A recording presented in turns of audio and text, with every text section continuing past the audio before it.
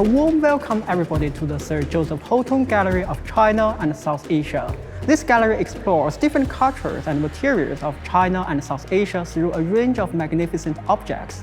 My name is Ruiliang Liu, and I'm the curator of Early China collection at the British Museum. Today, my colleagues and I have chosen 10 objects to share with you from throughout the gallery. And I'm going to introduce you the first piece of object, which is a beautiful bronze ritual vessel made in ancient China. When you travel around modern China, you may find this kind of bronze ritual vessel standing in front of a university, a museum, a library, or even a government office. You may wonder by yourself, why to put a vessel in front of a public building, just like this, or in an open space? The answer just lies in the Chinese Bronze Age, 3,000 years ago. This kind of tripod is called a ding vessel in Chinese. This particular piece was probably made 3,000 years ago from late Shang Dynasty to early Western Zhou Dynasty. And this piece is about, let's say, 22 to 23 centimeters in height and 6 to 7 kilograms in weight. And the abstract animal pattern surrounding the whole body is called Taotie, which is a very kind of specialized decoration system in Shang and Western Zhou Dynasty. Its exact social and religious meaning is not yet understood by archaeologists. The function of this kind of bronze ritual vessel involves offering food to the Chinese ancestors during the ritual ceremony. And because archaeologists often discovered this kind of bronze ritual vessel from the top elite burials, we believe that it is a very important signifier of one's social status back to 3,000 years ago. What really intrigues me about this object is not only its shape and decoration, but also the biggest archaeological stories behind. Probably the biggest one is about the globalization across Bronze Age Eurasia. An increasing number of scholars, including Chinese scholars as well as scholars from the West, believe that metallurgy as a technology was introduced to central China while Eurasia steppe and the so-called Silk Road, prehistorical Silk Road. It is really a great reflection of combining external technologies with local materials, local people, and local cultural and social preference. And it is also a great outcome of long-distance communication across different regions and different groups of people. This kind of bronze ritual vessel requires not only copper, but also tin and lead. This kind of precious metal resources have to be found in remote mountainous areas. And the process of mining, smelting, piece mold casting, alloying, polishing all require a significant number of labors, as well as a deep scientific knowledge about how to control the high temperature process and the redox atmosphere. So it is a really incredible social system that holds all the important social resources together in a very efficient way. It is really one of the very good cases that archaeology of the past help us to explain some of the elements of the modern presence or the modern material culture. Hi, my name is Luo Yuping. I'm the Basil Gray Curator for Chinese paintings, prints, and Chinese Central Asian collections. At the far end of the Sir Joseph Houghton Gallery of China, you will find this magnificent wall painting from the 15th century. At 4 meters in height, it depicts 3 colossal bodhisattvas standing on lotuses. In Buddhist belief, bodhisattvas are ones who are on the way to becoming a Buddha. But it can also refer to powerful beings like these, who have all but attained enlightenment and have dedicated themselves to saving others from suffering. In the center of this wall painting, you see one of the most popular bodhisattvas, Avalokiteshvara or Guan Yin, the bodhisattva of compassion and protection. He is recognizable here by a delicate head covering and a small image of the Buddha Amitabha in his headdress. In China, Guan Yin can appear in female form, but in this painting, he appears in male form because he has a mustache. To the right of Guan Yin, you see the Bodhisattva Manjushri, or Wenshu, the Bodhisattva of wisdom. He is recognizable here by a scepter that he carries. On the left is the Bodhisattva Samantabhadra, or Puxian, the Bodhisattva of universal virtue. And in this case, he is carrying a horsetail whisk. All three bodhisattvas in this painting have prominent halos, they're dressed in flowing robes and have bejeweled decorations. Usually, in a Buddhist triad, you will find a Buddha in the center flanked by two bodhisattvas. But in this painting, you see Guan Yin, who have been elevated to this important central position. This reflects the importance of Guan Yin and his popularity in China, as well as the belief in bodhisattvas to protect all beings from harm. Unlike European fresco paintings, where the paint is painted directly onto plaster while it is wet, this painting is painted dry on a surface of lead white over a clay base. The outlines of the figures are painted in black, colors are added, and then the outlines are reinforced. If you look closely at the wall painting, you will find areas of raised decoration, such as in the headdresses and in the jewelry. These were once gilded and would have given this wall painting a very luxurious appearance. This wall painting comes from a monastery called the Qingliang Monastery, or the Monastery of Purity and Coolness, from Hebei Province in northern China, near Beijing. In the 1920s, W.M. Weinberger, a representative of the London art firm Frank & Co., was in China and heard about the Qingliang Monastery. By that point, the monastery was in a very poor state, and the local villagers decided to sell this wall painting to Weinberger. The wall painting was divided into 12 pieces and shipped to London, where it was purchased by the collector George Eumopopoulos. He in turn donated the wall painting to the museum in 1927. Judging by the monumental size of this painting and the confident way that it is painted, we can guess that this monastery is no ordinary monastery. The Qingliang Monastery no longer survives. It was destroyed in war years after the 1920s.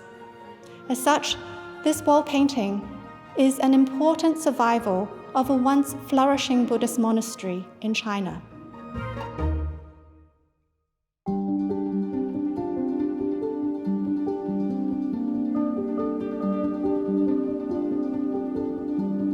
This model of a horse is dated to the 8th century.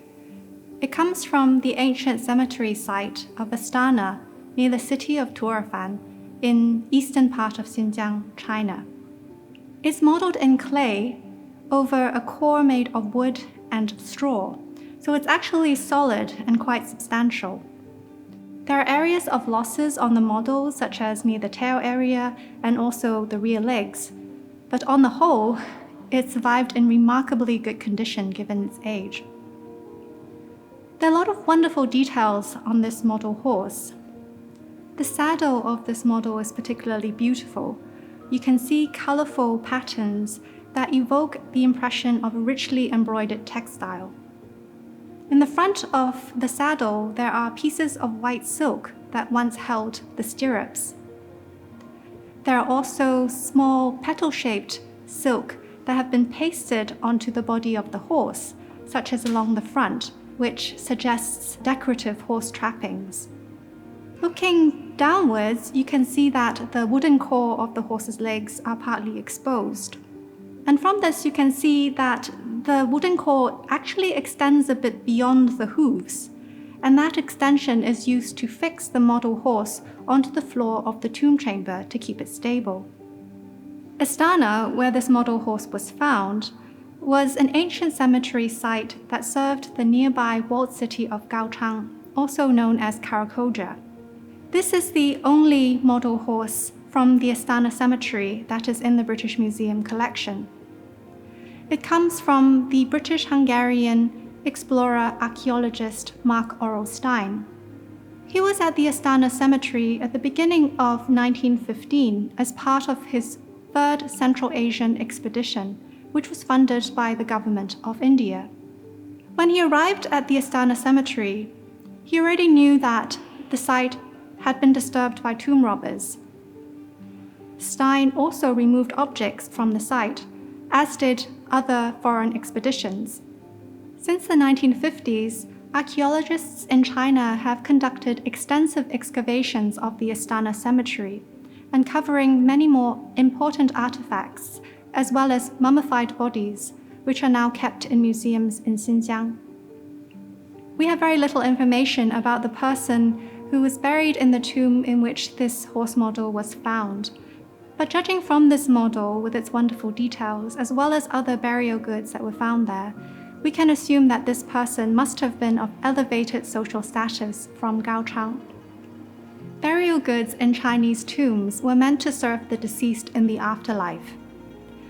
So the presence of horse models like these at the Astana Cemetery suggests the importance of this animal in the region. Many of the horses are described as having a bay coat, that is, a reddish-brown colored coat. And some of them are also said to have spotted markings, perhaps a bit like this model. Some also think that dappled horses represent the heavenly horses from the Fergana Valley in Central Asia, which were so highly prized by the Tang Dynasty court. This model of a horse is on display in the Sir Joseph Horton Gallery of China in a case on the theme Life Along the Silk Roads, highlighting the importance of this animal in a history of contacts and exchanges. This is an important artifact that survived from an extraordinary archaeological site.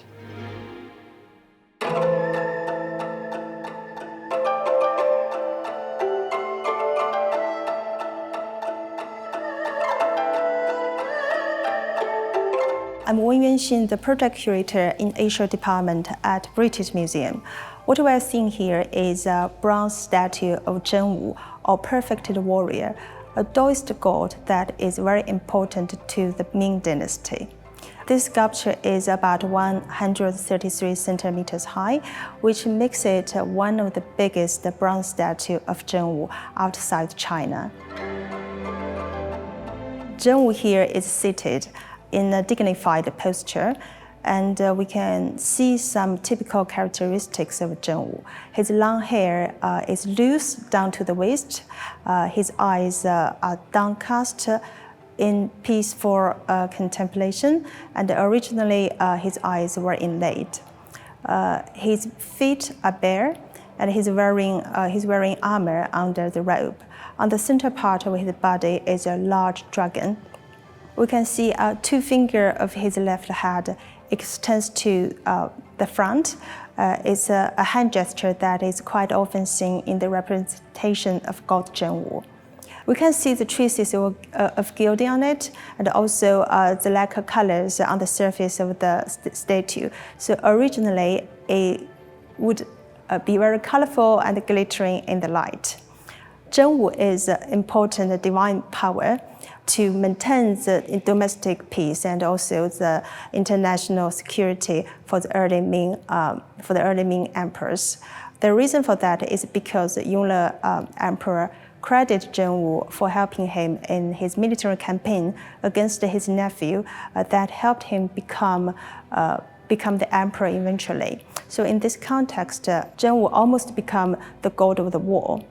From 1412 onwards, Yongle Emperor commissioned to build a series of temples and shrines on tops of Mount Wudang in honor of Zhen Wu and also as blessing for his late parents. So the Zhen Wu became the protector of the emperor and also of the state. It is said the images of Zhen Wu in the early Ming might have been modeled on Yongle Emperor himself.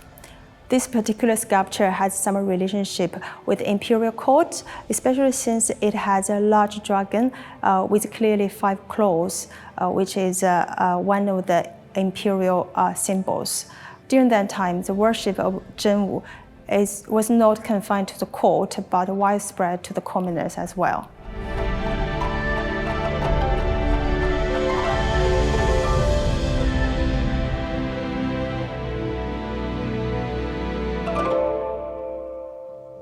We are standing at the contemporary section of the China Gallery. The centerpiece here is a beautiful sculpture made in 2012 by the artist Caroline E. Chen. Caroline was born in Cambridge, England, and she creates her work in China. This beautiful piece is an excellent example showing how contemporary art was built on Asian ceramic tradition, one of the oldest and also the most fascinating crafts in history. The sculpture was inspired by a type of dress which was fashionable during the 6th dynasties, which is between 220 to 589 AD. This is a period of huge political upheaval, but at the same time saw flowering of art, clothing, and poetry. This robe was covered by more than 25,000 peacock blue butterflies sewn onto a burlap garment designed by the artist.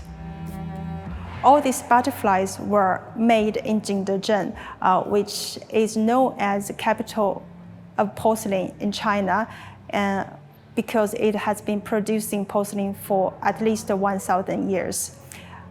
Each butterfly consists of 9 or 10 parts, and each part needs to be handmade and then put together, sent to king to fire, and then sew on the garment. So the enormous labor involved actually is a very important part of this work. Because all these butterflies were handmade, so each of them are slightly different. If you look afar, it's just a beautiful, elegant dress. But if you get closer, all these butterflies are unique and very different. So according to the artist, this is just like China. It has so many different cultures and complex personalities, and all these different things can coexist in harmony. This sculpture is really heavy, so when we install it in the gallery, it took 4 people to lift it. When the sculpture was moved, the wings of butterflies tapped to one another. They create this very gentle but very beautiful ringing sound, which really gives the life to the sculpture. In Chinese culture, butterfly is really auspicious. It is a symbol of happiness and prosperity, and it is also associated with the Taoist conundrum, whether or not the life is an illusion. The philosopher Zhuangzi, who lived between 4th to 3rd century BC, famously pondered, "Once I dreamed I was a butterfly, so I was conscious only of happiness as a butterfly, unaware I was a man. Soon I awoke, and there I become myself again. Now I don't know whether I was then a man dreaming I was a butterfly, or whether I was now a butterfly dreaming myself a man."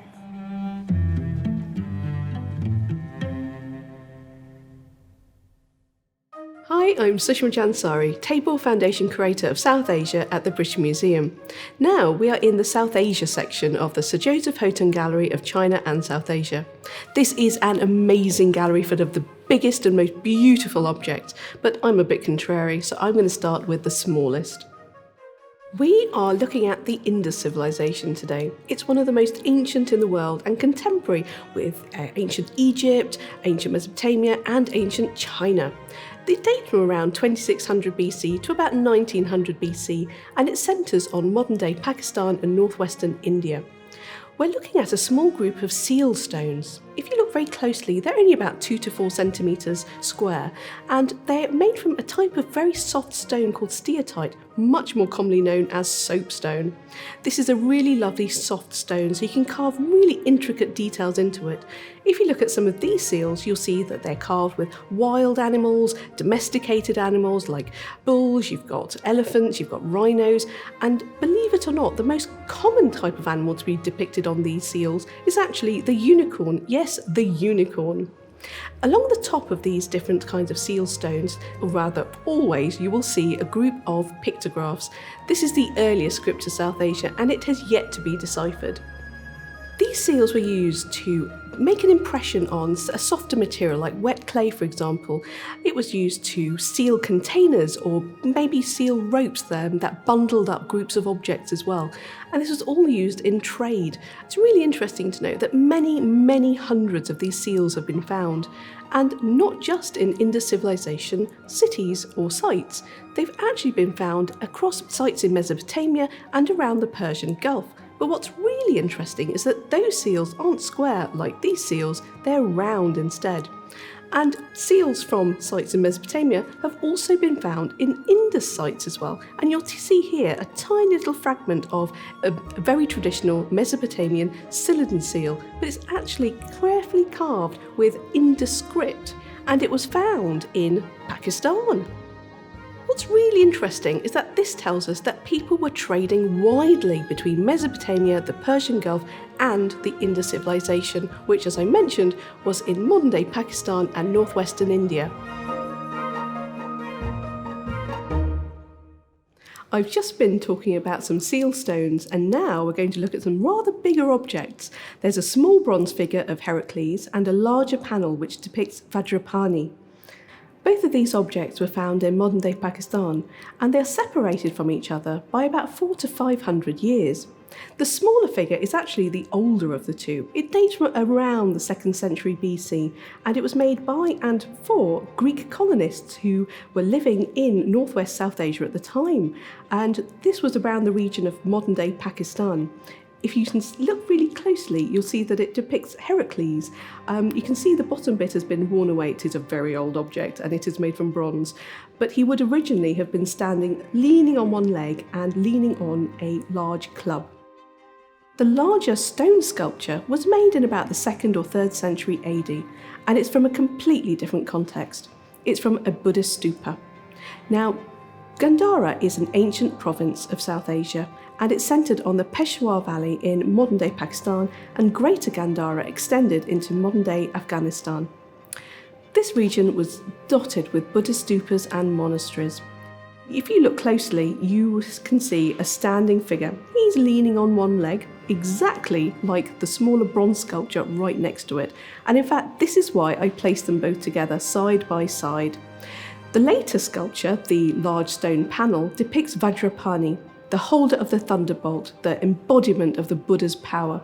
And when Buddhists arrived in this region, they took on different ideas, religious ideas, artistic ideas, and transformed them into different Buddhist artworks and sculptures. And this is exactly what has happened here. So here you have Vajrapani. He is wearing a lion skin headdress. Now, the lion skin headdress is very much part of Heracles' imagery.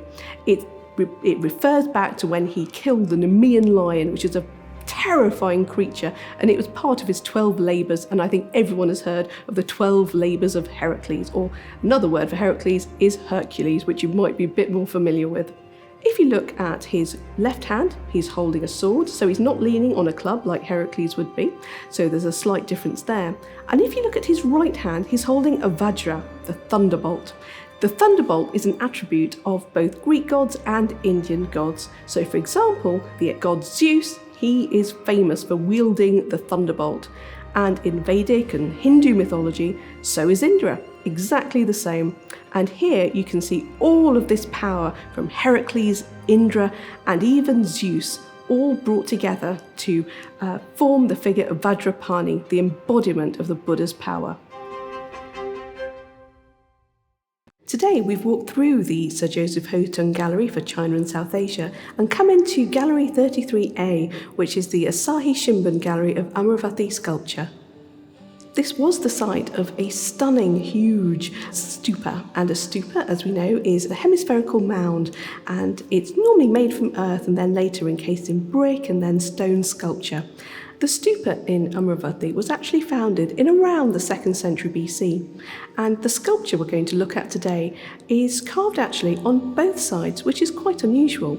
One side was carved in around the 1st century BC, so that's about 100 years or so after the stupa was founded, and the other side was carved a couple of hundred years later in around the 2nd or 3rd century AD.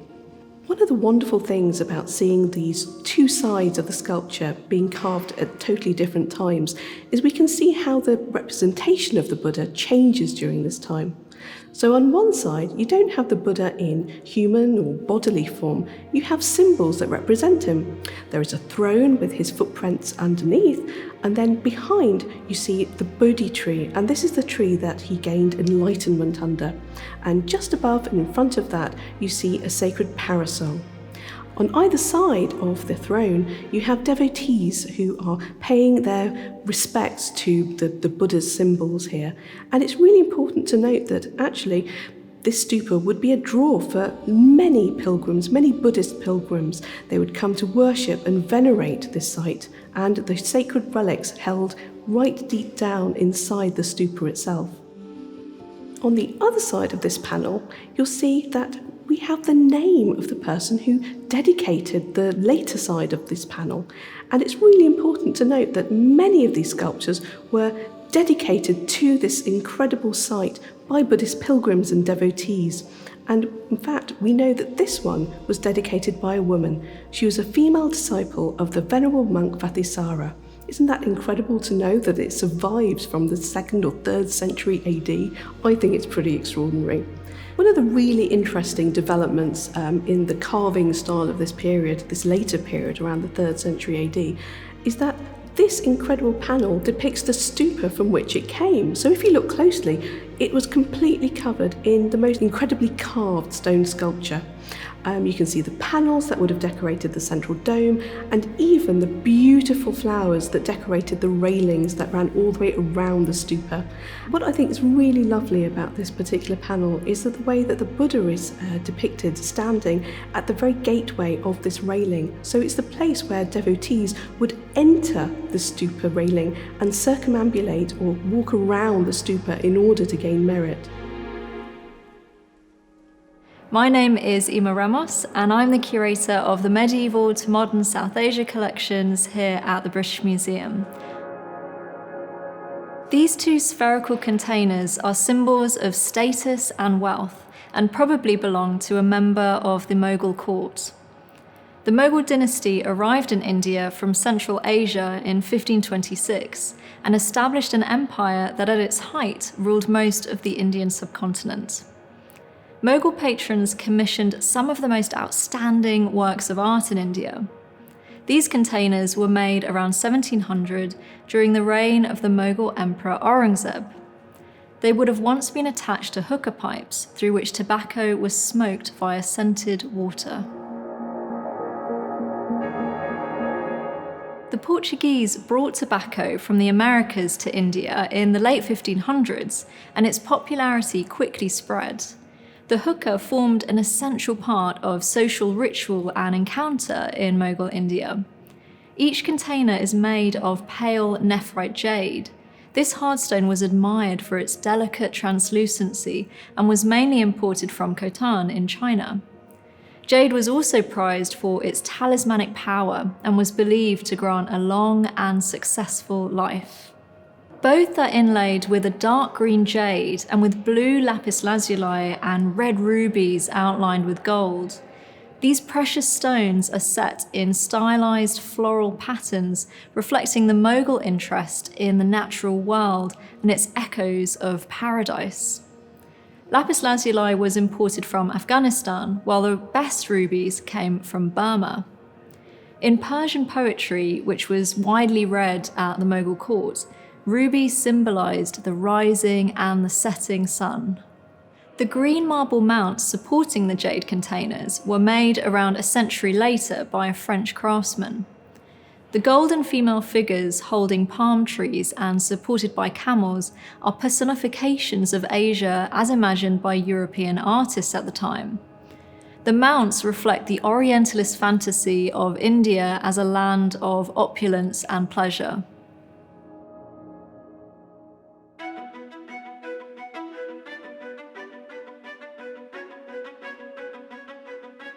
We're looking at a shadow puppet representing Mohandas Gandhi, also known as Mahatma, meaning great soul.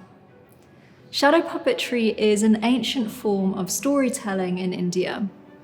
Usually the stories are mythological, but this puppet may have been used in a performance about Gandhi's life. Gandhi became an iconic leader of the independence movement during British rule in India. He campaigned for the rights of his fellow countrymen, and above all for Swaraj or self-rule, which led to his imprisonment by the colonial government on several occasions. Gandhi believed in non-violent civil disobedience. He called this satyagraha, or truth force, which was based on Hindu and Buddhist ideals of non-violence and universal love, as well as on Muslim and Christian ideals of equality and fraternity. Gandhi's popularity lay partly in his use of powerful visual statements that overcame social, geographic, and linguistic barriers across India. Look at what Gandhi is wearing, a traditional Indian dhoti made of hand-woven cloth or khadi. He called for the population to spin and weave their own khadi and to boycott machine-made fabric coming from England that was damaging India's textile industry. One of Gandhi's most famous protests was the Salt March of 1930 against the British government's monopoly on salt production. Gandhi led huge crowds on a 24-day march to the village of Dandi on the Gujarat coast. There, he defiantly picked up a handful of salt from the seashore and said, "With this, I'm shaking the foundations of the British Empire." Gandhi showed that simple gestures, from spinning thread to collecting salt, could become powerful acts of protest. His ideals inspired other political figures and movements around the world, including Martin Luther King and the Civil Rights Movement in the United States, and Nelson Mandela and the anti-apartheid movement in South Africa.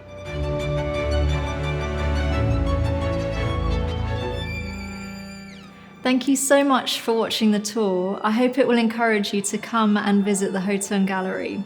In the meantime, you can find out more about these objects on the museum's website at britishmuseum.org/collection.